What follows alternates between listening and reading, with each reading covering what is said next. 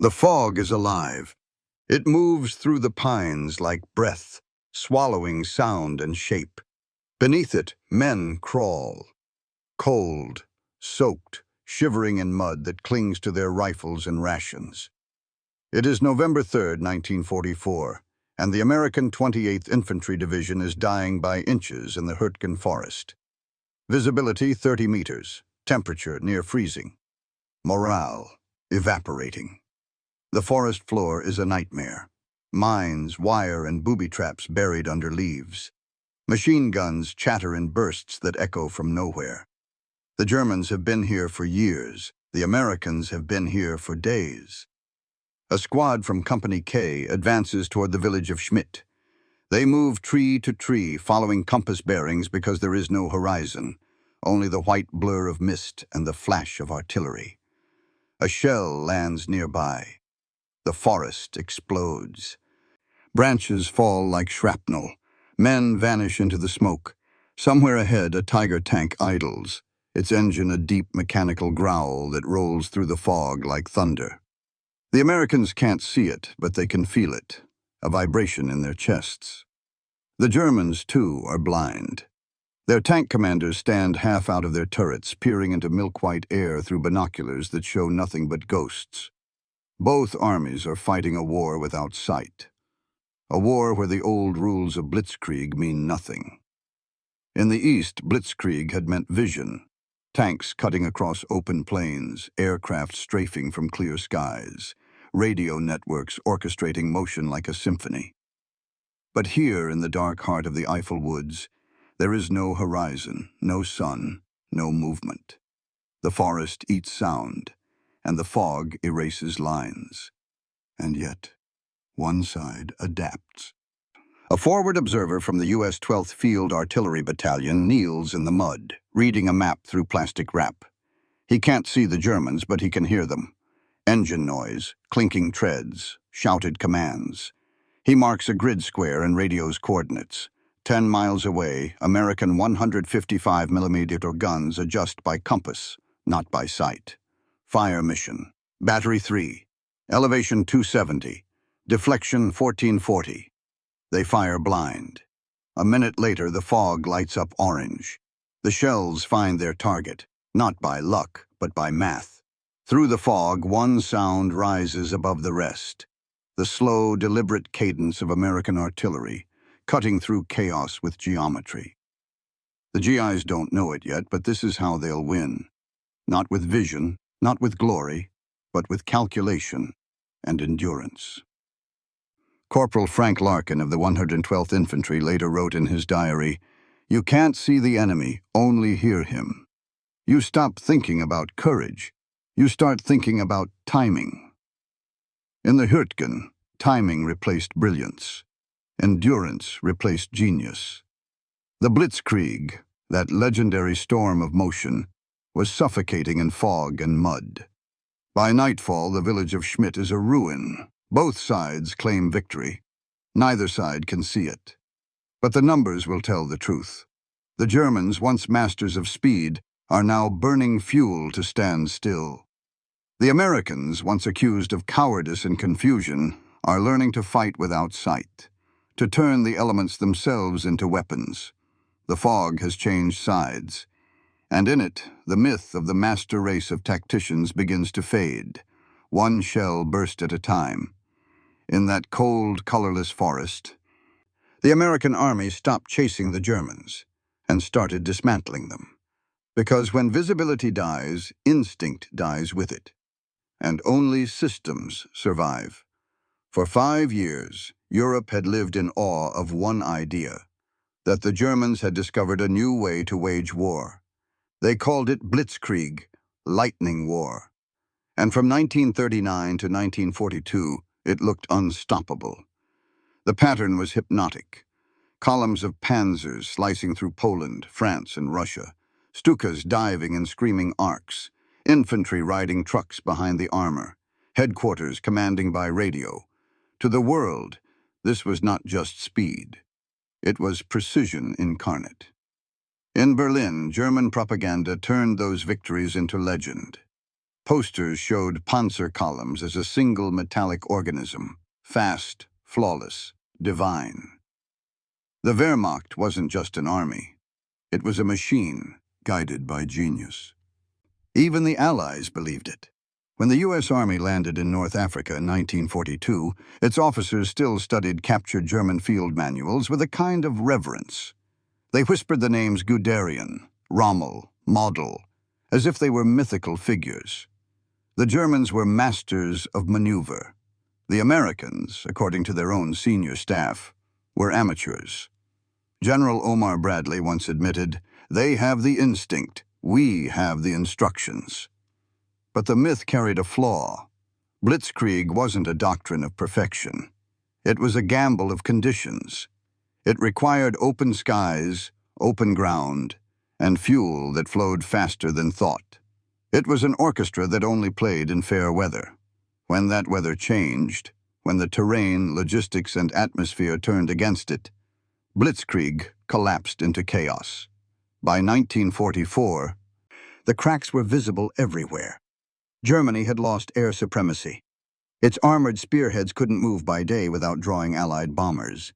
Fuel convoys evaporated under rocket fire. Veteran NCOs were dead or scattered. The masters of Blitzkrieg were still brilliant, still cunning, but their machine was breaking. Meanwhile, the Americans, those so-called clumsy soldiers, were learning faster than anyone expected. In North Africa, they learned how to fight German armor. In Italy, they learned how to fight terrain. By Normandy, they were masters of artillery coordination. And by the time they reached the Hürtgen, they had learned the ultimate skill: how to fight in the dark, in the fog, without seeing anything at all. The Germans entered the war believing warfare was art, that genius could bend conditions. The Americans entered believing warfare was work, that numbers, not instincts, would prevail. By late 1944, the art was dying and the work was winning. Still, the German myth persisted. Their officers were sharper, their uniforms crisper, their tanks heavier, their reputation terrifying. A German platoon commander captured near Aachen said it best: "We never feared your soldiers, only your factories."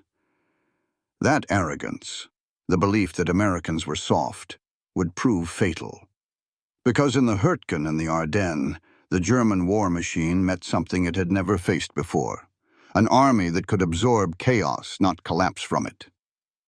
The Wehrmacht system was built on tempo, orders flowing downward, initiative moving upward, synchronized by radio and intuition. It required movement, momentum, and clarity. The U.S. Army system was built on redundancy. If one squad broke, another filled the gap. If one officer was killed, another took command. Orders were standardized. Training was identical. Everyone could pick up where the last man fell. Blitzkrieg was a blade. The U.S. Army was a hammer. In open country, blades cut faster. In fog, hammers survive. That's why, in the winter of 1944, the myth began to die. The fog, the mud, and the forests of Western Europe neutralized the German edge. Tanks couldn't maneuver. Radios jammed. Aircraft grounded. Every advantage the Wehrmacht once held evaporated. For the first time since 1939, the battlefield wasn't built for the Germans. It was built for whoever could endure. And endurance was the one thing Americans had in endless supply. Saram. As historian Stephen Ambrose later wrote, "The Blitzkrieg was designed for brilliance. The American army was designed for mistakes. That's why one survived the other." The fog was more than weather. It was the metaphor of a war that had turned against the myth-makers. In it, the men of the U.S. Army, freezing, muddy, exhausted, dismantled the legend of German tactical genius, not by brilliance, but by refusing to die. The Wehrmacht's lightning had met its ground wire, and in the forests of the West, lightning doesn't strike twice.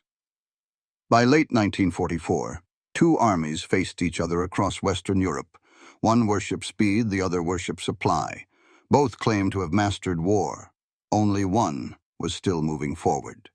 The Wehrmacht had been born from improvisation, from the idea that trained officers and local initiative could overcome any obstacle.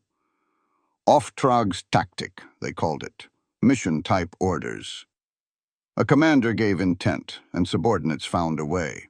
It was flexible, fast, and deadly when conditions were right. But conditions were everything. By the time the Americans reached the German frontier, that freedom of action had turned into a trap. Blitzkrieg depended on fuel, spare parts, and air cover, the very things Germany no longer had. In 1944, the German army ran on fumes. The Oberkommando der Wehrmacht calculated that each panzer division needed 60,000 gallons of fuel per day to remain operational. Most received less than 15,000. Entire units sat idle, engines drained and cold, while field commanders faked readiness reports to avoid court-martial. A panzer commander in the 2nd SS Division wrote bitterly in his diary, "We plan on maps, we maneuver on paper. The tanks do not move." The Americans, by contrast, ran on an empire of logistics. From Normandy to the Siegfried Line, convoys of Red Ball Express trucks thundered eastward 24 hours a day. They carried ammunition, food, medical supplies, and above all, fuel. 5-gallon jerry cans stacked floor to ceiling. The road system itself became an artery, a living extension of American industry. Mechanics repaired tanks in the open under floodlights. Mobile depots issued spare parts by barcode long before computers existed. Every component logged, tracked, and replaced. For every German tank crew struggling to find fuel, there were 10 American drivers making sure no division ever ran dry. War had become an equation of throughput. The Germans still believed war was won by genius. The Americans proved it was won by flow. And when the fog came, when air power vanished and sight collapsed, that difference became decisive. In fog, doctrine fails. Supply endures. Every German tank burned more fuel just idling in low visibility. Every stuck truck drained precious reserves. Every resupply delay multiplied across the front like infection. The fog wasn't just weather. It was attrition in gas form. Meanwhile, the Americans turned it into infrastructure. Their artillery fire control used grid mathematics instead of line-of-sight targeting. That meant they could hit invisible enemies with mechanical precision. By November 1944, U.S. artillery had become a logistics miracle. 25,000 tons of ammunition fired per week. Fire missions coordinated by map coordinates and radio, not visual spotting. Shells landing within 50 meters of accuracy in forests so dense you couldn't see 10 paces ahead. A German observer at Hürtgen noted with disbelief, "They fire as if the forest were transparent." It was, because the Americans didn't need to see it. They had converted supply into strategy. Their shells did the reconnaissance. On the German side, the vaunted panzers struggled to maneuver. The Ardennes and Hürtgen terrain, steep, wooded, slick with rain, broke the Blitzkrieg spine. Tanks built for speed became steel coffins in narrow valleys. Every movement required fuel that didn't exist, bridges that couldn't hold, and maps that lied. Blitzkrieg had once been the art of fast decision. Now it was the art of slow death. German officers began to realize what their superiors would not admit. The Americans had replaced tactics with systems. Every platoon carried radios. Every division had standardized procedures. Every replacement knew the drill before his boots hit the mud. The Wehrmacht's strength had always been its human capital. The NCOs, the intuition, the independent thinking. But by 1944, there were no veterans left to think. Training programs had been slashed from 16 months to 8 weeks. By the Ardennes, entire companies were commanded by teenagers wearing the insignia of men they'd never met. A veteran sergeant near Aachen told a U.S. interrogator, "We are ghosts wearing the uniforms of the living." The Americans faced the same fog, the same rain, the same horror. But their machine kept running. When orders failed, supply lines didn't. When visibility vanished, artillery still fired. When men fell, replacements arrived, equipped, fed, and ready. The Wehrmacht had doctrine. The U.S. Army had momentum. One was designed to win battles. The other was designed to not lose wars. By November, that difference was lethal. Blitzkrieg had once been called the War of Movement. The Americans turned it into the War of Maintenance. And in the maintenance war, the side that can replace, refuel, and reload always wins, even in the fog. The myth of German brilliance was never about brains. It was about bandwidth. And by 1944, bandwidth was measured not in ideas, but in octane and artillery shells. The Germans were still fighting for space. The Americans were fighting for time. And time was something they had in infinite supply. War is mathematics disguised as chaos.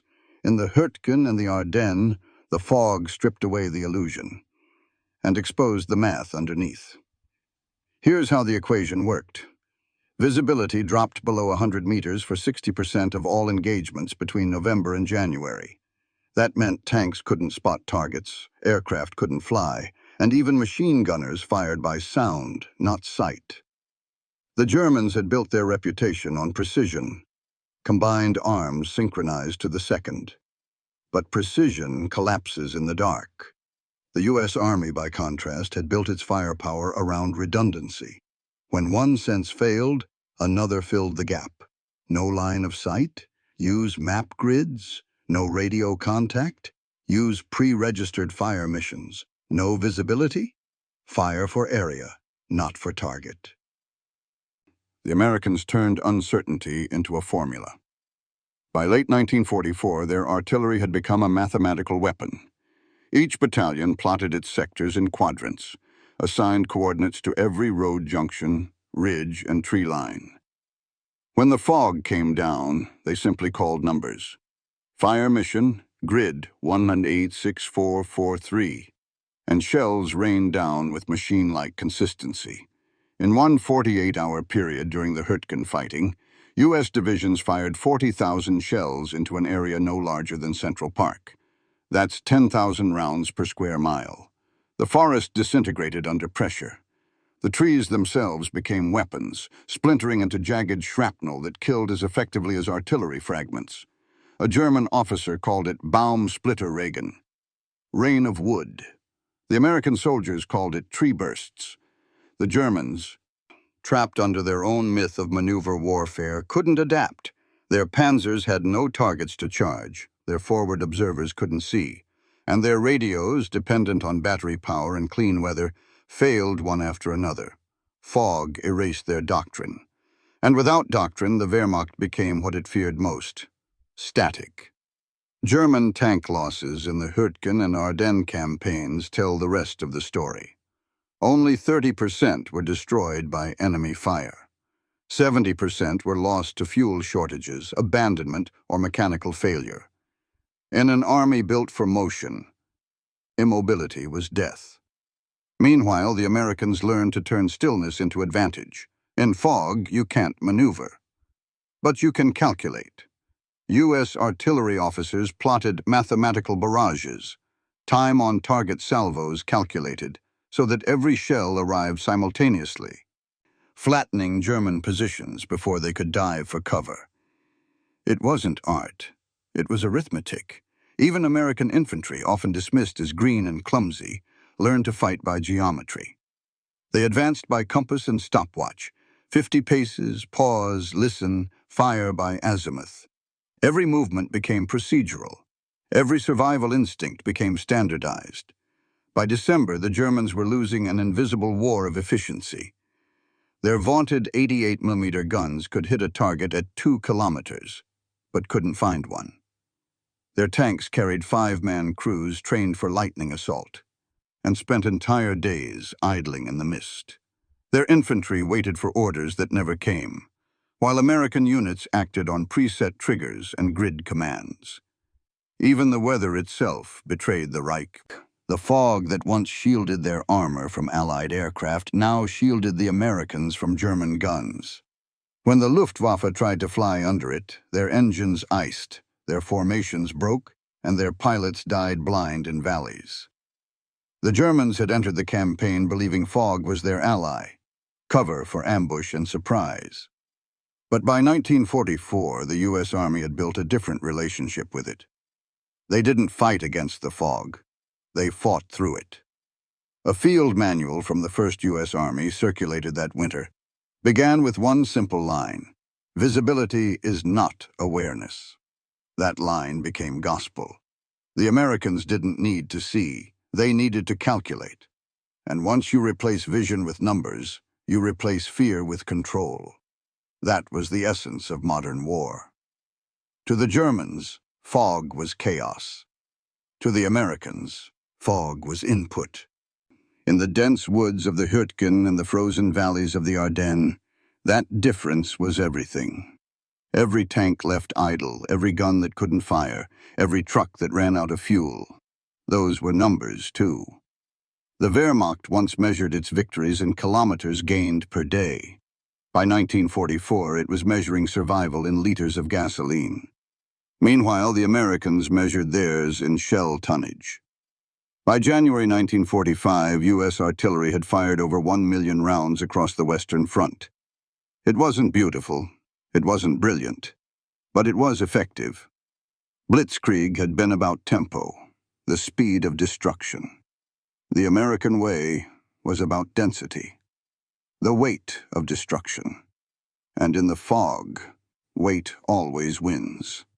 The math of Blitzkrieg demanded clarity, coordination, and constant momentum. The math of endurance demanded none of that, only persistence. That winter, the fog chose sides. It chose the army that didn't panic when it couldn't see. In late autumn 1944, the U.S. Army walked straight into hell and called it the Hürtgen Forest. Stretching along the German border southeast of Aachen, the forest was a tangle of steep ravines, fir trees, and mist, 50 square miles of natural armor. The Germans had fortified it since 1940, turning every ridge into a fortress and every trail into a trap. To capture the towns of Schmidt and Vossenack meant breaking through the forest first. The goal was simple on paper: secure a bridgehead over the Roer River. The reality was something else entirely. When the 28th Infantry Division entered Hürtgen in early November, they had no idea what awaited them. Maps were outdated. Roads were impassable, air cover grounded by weather. The fog was so thick that soldiers reported hearing the enemy breathe. It was war reduced to sound, metallic clicks, shouted orders, and the thump of shells. The first artillery strikes came without warning. Shells detonated in the treetops, sending showers of splinters downward. Men were shredded without ever seeing what hit them. A private from the 110th Regiment wrote home, "You don't die from bullets here, you die from wood." The Germans had learned to use the forest as a weapon. The Americans had to learn how to survive inside it. By the second week, the fog had swallowed everything: patrols, communications, even compass bearings. Units became islands.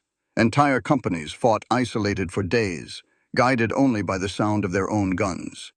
German defenders, dug deep into bunkers and pillboxes, waited in silence until Americans walked into their sights. The forest turned every 100 yards into a front line. And yet, slowly, methodically, the GIs adapted. When visibility failed, they stopped trying to maneuver. They started coordinating fire. American artillery became the guiding hand. Forward observers marked grid squares by sound and radioed coordinates to battalions miles away. They called blind fire missions through layers of fog, and the shells landed within meters. Artillery became omnipresent, invisible, impersonal, unrelenting. Over 12 days of fighting, the 28th Division fired over 100,000 rounds. When German tanks tried to counterattack near Schmidt, U.S. gunners didn't even need to see them. They followed the echoes of their engines, plotting range by rhythm, direction by vibration. One observer later said, "We fought the fog with math, we fired on sound." By the third week, the forest was a graveyard. Trees stripped bare, roots torn up by shell fire, bodies half buried in mud, helmets hanging from shattered branches. American losses were catastrophic. 24,000 casualties in one campaign. But the Germans lost something they couldn't replace: veterans, fuel, and faith. They fought bravely as they always had, but their tactics no longer worked. Blitzkrieg required movement, coordination, surprise. None of that existed in the Hürtgen. Instead, every battle was a slow bleed, a logistical test of which army could keep firing longer.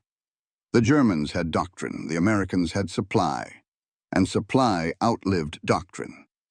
When a company of the 12th Regiment ran out of rations and ammo, they radioed the rear for help. Within 24 hours, engineers had bulldozed a road through the mud to reach them. That road didn't just bring food. It brought artillery shells, replacements, and medical supplies. The Germans had no such luxury. Their roads collapsed under constant rain, their trucks seized, their horses froze in place. The forest that had once protected them became their cage. Even their armor failed them. Tigers and panthers bogged down in mud. They couldn't maneuver. Their 88mm guns, perfect for open-field duels, were useless in terrain where targets appeared and vanished at 10 meters. When American tanks finally pushed through, they came not as spearheads, but as bulldozers, clearing wrecks, trees, and bunkers one by one. The victory at Hürtgen wasn't glorious. It wasn't elegant. It was arithmetic. Tons of shells per acre, gallons of fuel per mile, men per hill. Each ridge was bought not by tactics but by logistics. A German prisoner captured near Kommerscheid summed it up bitterly. "We were better soldiers. You were a better system." He was right. The Wehrmacht had been optimized for fast wars. The Americans were built for long ones. And Hürtgen was the longest, muddiest, most merciless kind of war there was. The fog made everyone blind. But only one army had learned how to fight blind, by replacing instinct with procedure and courage with endurance. When the forest finally fell, it wasn't a triumph. It was exhaustion. But inside that exhaustion lay transformation. The U.S. Army that walked out of Hürtgen was no longer green. It was no longer afraid of the masters of Blitzkrieg. They had met them in the fog and learned their weakness. The German war machine needed clarity. The American war machine only needed continuity. And in the long winter to come, continuity would win. The fog of Hürtgen had been a rehearsal. The real test was still ahead. A name whispered in command tents and diaries: Ardennes. The Germans believed they would strike first. They didn't realize they were walking into the same fog. Only this time, it belonged to someone else. By December 1944, the Wehrmacht was running on borrowed time and borrowed fuel. What had begun in Poland as lightning war had become a crawl through mud, snow, and numbers that no longer added up. The German high command still believed in tempo, the sacred rhythm of Blitzkrieg. Strike hard, keep moving, never let the enemy recover. But now every kilometer demanded more fuel than Germany could produce in a week. Every division required ammunition that no longer existed. The machine that once moved at 30 miles a day could barely crawl one. The collapse wasn't emotional, it was mathematical. Let's do the math. A single Panzer IV required 150 gallons of fuel to travel 100 miles. The Tiger I needed more than 500. In December, the entire 6th Panzer Army was allocated just 60,000 gallons, enough to move half its tanks once or all its trucks halfway to nowhere. Even when engines ran, the air above them was empty. By the winter of 1944, the Luftwaffe was down to fewer than 300 operational fighters in the West, most flown by teenagers with less than 100 hours of training. Without eyes in the sky, the German armor rolled blind. Fog had grounded the Allied air forces, yes, but it also blinded the German command network. For an army built on synchronized movement, that blindness was fatal. Radio discipline collapsed. Units fought on instinct, sometimes attacking phantom targets. The once flawless choreography of panzer, infantry, and Stuka was gone. What remained were fragments, isolated spearheads stabbing into fog without coordination, while their fuel columns fell behind and their supply lines froze solid. In contrast, the U.S. Army functioned like a living algorithm. Every engagement was logged, calculated, adjusted. Aerial reconnaissance replaced by artillery sound ranging. Forward observers triangulated fire through echoes and compass bearings. Ammunition expenditure predicted by formula. A corporal in the 4th Infantry Division joked, "We don't fight battles anymore, we solve them." The Blitzkrieg had depended on information flow. Orders moving faster than the enemy could react. Now the flow belonged to the Americans. Every division had field telephones and radio trucks. Every Corps HQ could redirect artillery in minutes. When the Germans attacked, American counterfire arrived faster than their advance. The fog that once hid Blitzkrieg now hid death. Consider the sequence at Schmidt Ridge, November 1944. German armor pushes forward 800 meters. Visibility, 50 meters. U.S. artillery response time, 3 minutes. Rounds fired, 3,200. German armor remaining, none. It wasn't heroism. It was timing, industrialized. By December, the Wehrmacht strengths had inverted. What once made it lethal, its emphasis on initiative and fluid command, now made it brittle. Each commander improvised without knowing the bigger picture.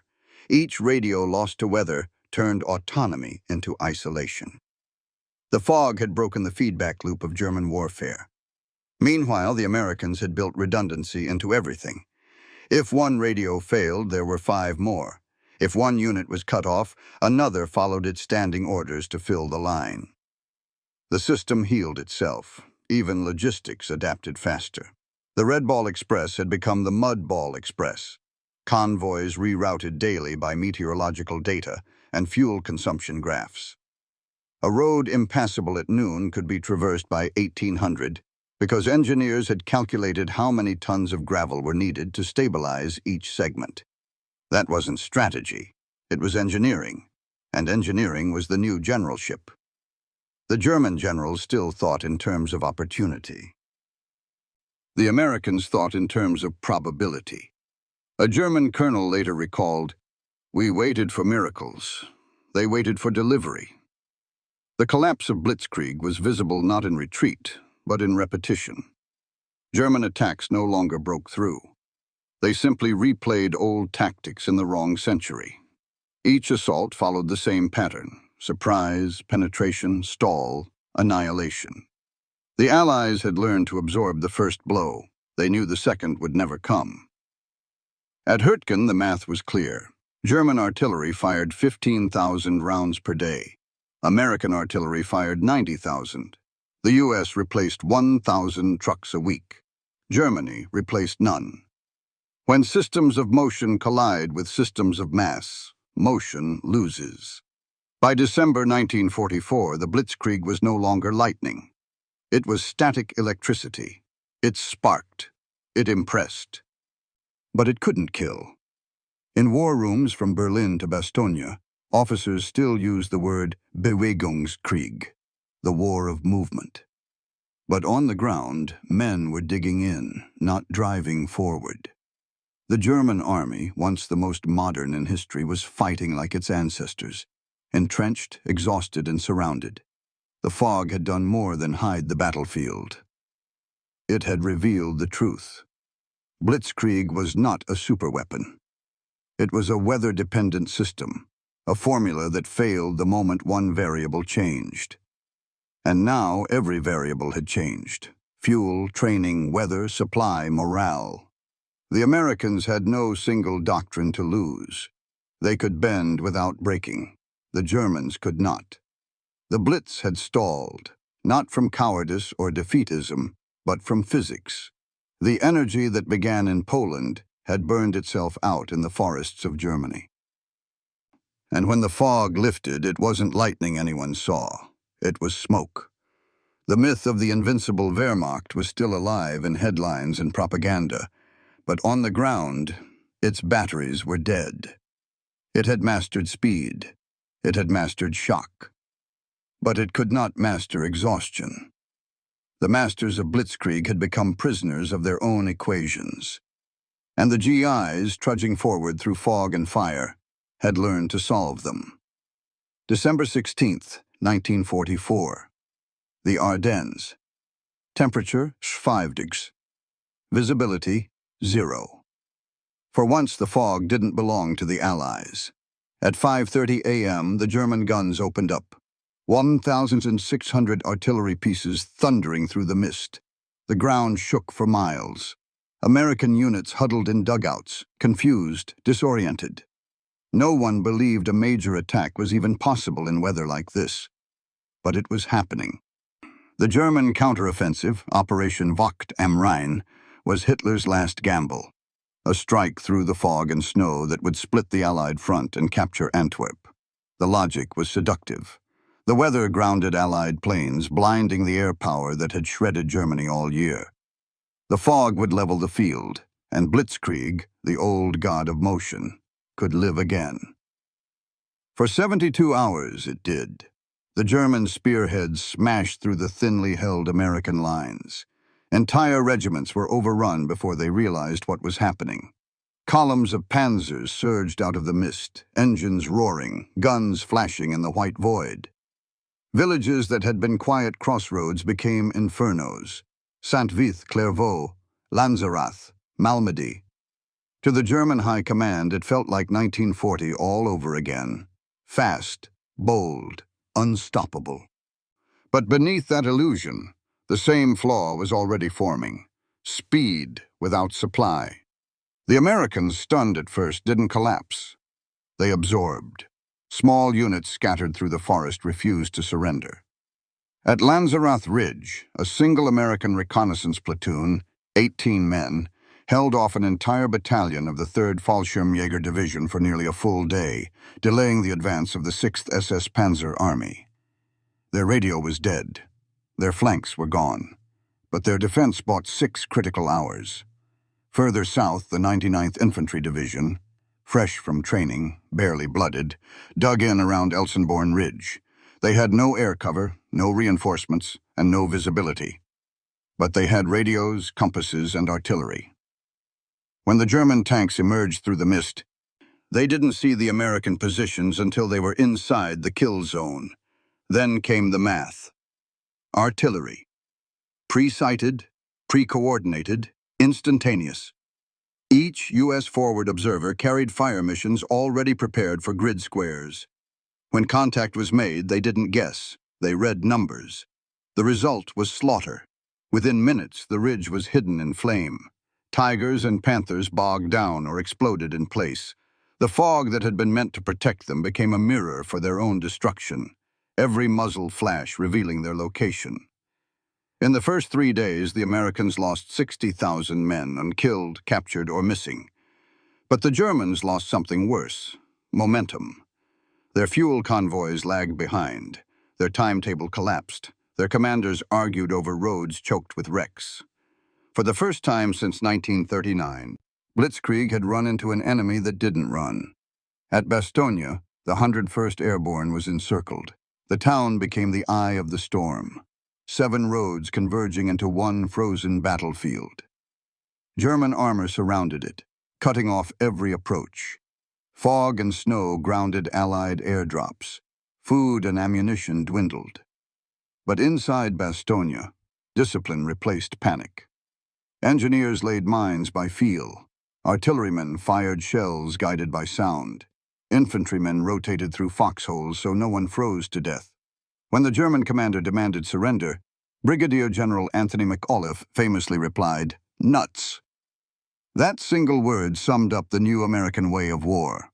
No bravado, no theatrics, just defiance that was both statistical and spiritual. Because the Americans weren't counting ground anymore.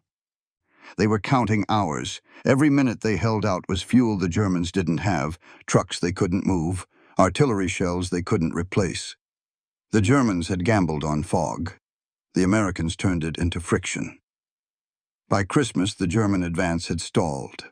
Their tanks ran dry. Their officers froze in unheated half-tracks. Their radios crackled with desperate calls for fuel and coordinates that no longer mattered. Then, on December 23rd, the fog finally lifted. For the first time in a week, the sun broke through the snow clouds. The sound that followed was like a biblical judgment. Engines, hundreds of them, roaring from the west.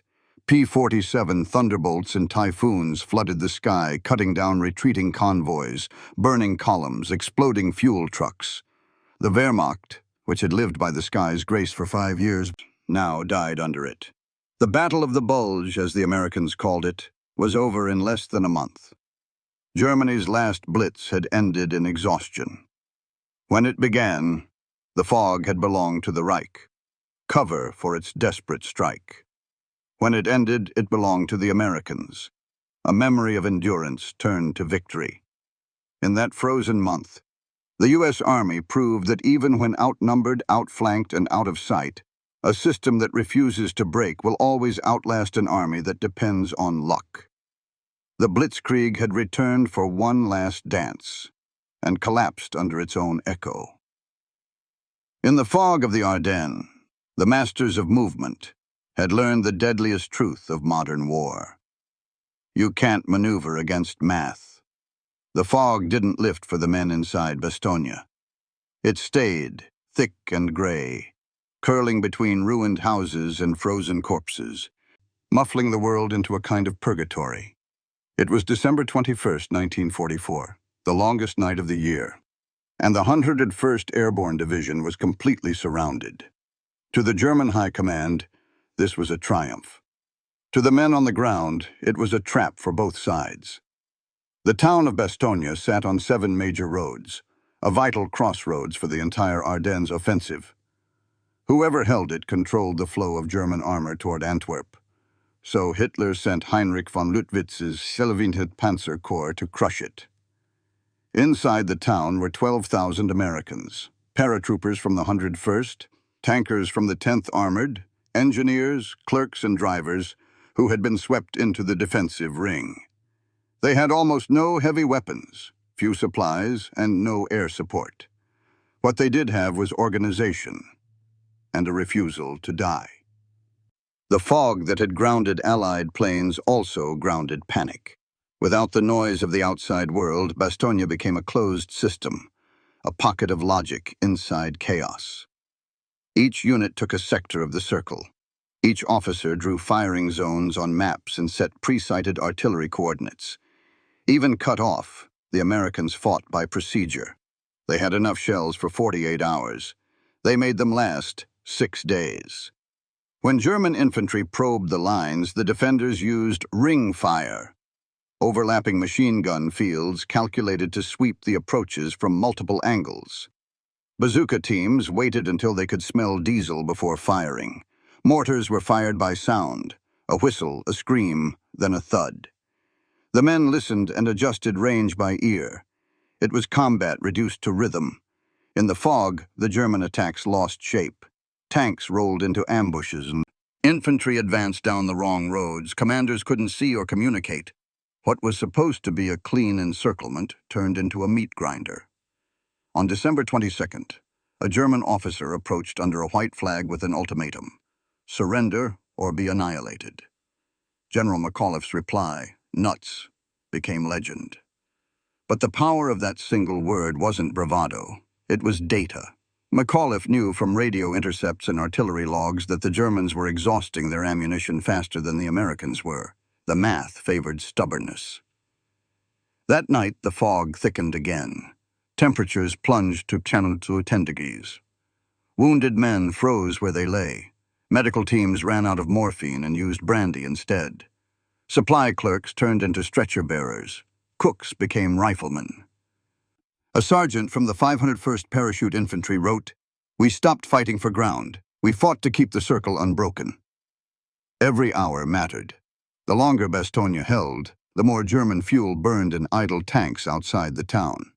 When Allied intelligence plotted fuel consumption later, they found something staggering. The German offensive was losing 12,000 gallons per day to static idling alone. The fog had made movement impossible, and without movement, Blitzkrieg starved. On Christmas Eve, the sound changed. Distant engines, a new kind of thunder. The fog began to lift. The sky turned from gray to blue. And then came the roar of salvation. C-47 Dakotas flying in low, dropping supplies through gaps in the mist. Parachutes bloomed across the town like white flowers. Ammunition, food, bandages, fuel, everything the garrison needed to keep fighting. The next morning, the sound was different again. Deeper, mechanical, growing louder. The men at the perimeter thought it was another German assault until someone recognized the sound. Sherman engines. Patton had arrived. The 4th Armored Division broke through the encirclement on December 26th, ending the siege after 10 days. When the fog finally cleared, the battlefield looked like a graveyard for machines. Burned panzers lined the roads. Trees stood stripped and blackened. The air smelled of smoke and diesel. The Germans withdrew in silence. Their last great offensive in the West had been reduced to a retreat in reverse. But Bastogne was more than a tactical victory. It was symbolic. The Wehrmacht had once believed fog and confusion were its allies, that chaos was its natural element. In Bastogne, the Americans proved the opposite, that discipline could outlast desperation, and structure could survive isolation. The difference wasn't courage. Both sides had plenty of that. The difference was adaptability. The Germans fought according to plan. The Americans fought according to principle. Improvise, endure, keep the system running no matter what. When Patton's tanks rolled into town, the men of the 101st were filthy, frostbitten, and half-starved. But they were still in formation. Their radios worked. Their defenses held. A German officer later wrote in his after-action report, "They fought like the fog was theirs." He wasn't wrong, because by the end of that battle, it was. The same weather that once hid Blitzkrieg now sheltered its destroyers. The Americans had learned how to weaponize uncertainty. In Bastogne, the fog didn't conceal movement. It revealed endurance, and endurance had won. By January 1945, the fog had lifted, and so had the illusion. The German counteroffensive was over. The Ardennes bulge, once a spear aimed at Antwerp, had collapsed into a shallow dent on the map. The Wehrmacht had thrown in its last reserves, and the cost was apocalyptic. They lost 600 tanks, 1,000 aircraft, and over 100,000 men. Irreplaceable veterans, fuel, and willpower. Hitler had gambled everything on one final storm, and the storm had burned itself out in the fog. The Blitzkrieg, that word that had terrified Europe since 1939, was dead. Its death wasn't cinematic. There was no climactic duel, no grand surrender, only attrition, arithmetic, and exhaustion. The lightning war had suffocated under the weight of its own fuel consumption, its own coordination demands, its own myth. Because Blitzkrieg was never a miracle. It was a mechanism. And mechanisms break when one part fails. By 1944, too many parts had failed. Air superiority, fuel supply, pilot training, radio reliability, weather. The machine that once conquered continents couldn't even cross a forest. The U.S. Army had been the opposite. A system built not for brilliance, but for continuity. It could take losses, absorb chaos, and keep fighting. The Germans believed in tempo. The Americans believed in torque. One burns out fast, the other grinds forever. That's why the fog became more than weather. It became metaphor, a great equalizer that erased sight and speed, leaving only systems strong enough to function blind. The Wehrmacht had built a doctrine for perfect visibility. The U.S. Army built one for when the lights went out. At Hürtgen, the Germans learned that fog neutralized their precision. At the Ardennes, they learned that the Americans had replaced precision with persistence. In both forests, the lesson was the same. The battlefield no longer rewarded brilliance. It rewarded bandwidth. An American forward observer could call 15 batteries within 5 minutes. A German observer, even if alive, might wait an hour for fire support. That gap, not courage, not steel, decided the war. The myth of German tactical genius had always rested on context. Short wars, limited fronts, clear skies. When those conditions disappeared, so did the magic. After the Ardennes, the Wehrmacht never launched another offensive in the West. The panzers that once stormed France were now smoldering hulks across Belgium. Even their most loyal officers saw the truth. General Hasso von Manteuffel, who commanded the 5th Panzer Army, admitted years later, Blitzkrieg was not beaten by men, but by management. He meant logistics, coordination, organization. The Americans had discovered a new kind of power, one that didn't need genius at the top, only competence everywhere else. Their command structure was flat, their supply network self-correcting, their artillery decentralized but synchronized. It was bureaucracy turned into warfare, and it worked. Because the American system didn't depend on the weather, or visibility, or even leadership. It depended on structure. Every soldier was a gear. Every unit was replaceable. Every setback was just another data point. And data, unlike glory, doesn't die in the fog. That was the true death of Blitzkrieg. Not destruction by fire, but replacement by process. The masters of movement had run into an army that didn't need to move fast to win. It only needed to endure longer. The fog had tested both philosophies to their breaking point. German doctrine, speed and initiative. American doctrine, endurance and standardization. In the end, endurance won. The German army could still fight, but it couldn't sustain. Its pilots could still fly, but not often enough to matter. Its tanks could still kill, but not move far enough to change the war. Blitzkrieg had been lightning, powerful but brief. The American war machine was electricity, constant, industrial, and infinite. And when lightning meets the grid wins. By January's thaw, the fields of Belgium were littered with proof. Burned tigers, empty half-tracks, boots frozen in mud. The fog had thinned, revealing the bones of an idea, beautiful once, but doomed by its own perfectionism. A German officer captured near Houffalize said quietly to his interrogator, "We were too proud to fight like you, too proud to fight ugly." But ugly had won. The GIs didn't fight for speed, they fought for survival. They fought for the next meal, the next hill, the next hour.